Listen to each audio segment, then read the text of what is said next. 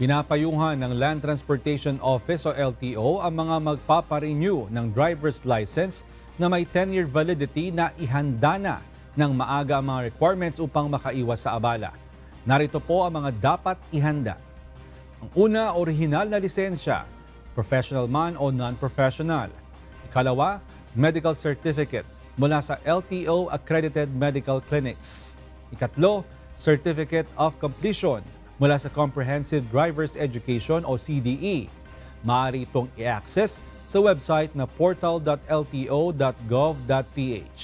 At ikaapat, mag-secure ng Application for Permits and Licenses o APL form kung may kailangang baguhin na impormasyon sa lisensya.